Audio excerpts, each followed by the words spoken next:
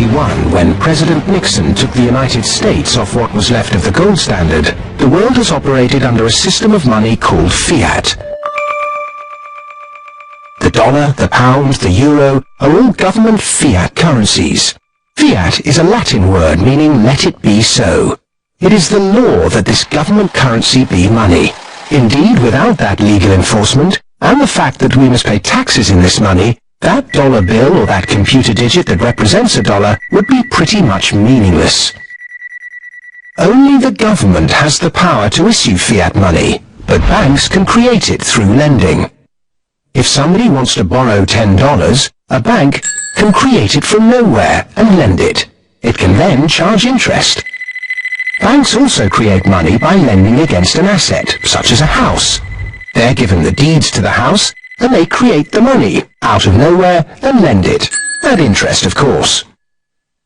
Over the last 40 years, since this fiat system of money became the global norm, the supply of money has grown exponentially. In fact, we've seen the greatest growth in the supply of money in history.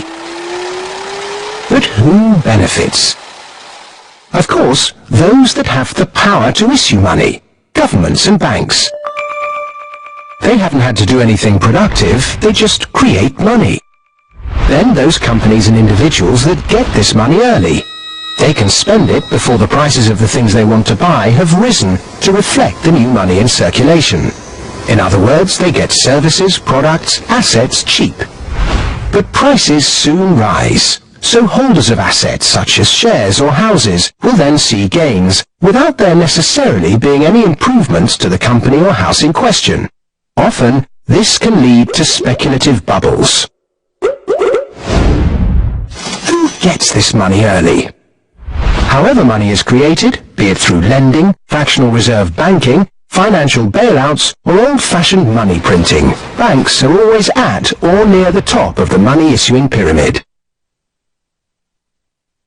Next come corporations who borrow large sums, those on lucrative government contracts for new ventures, particularly overseas, banks' associate companies and partners, those that borrow early and at low rates, and the bank's senior employees.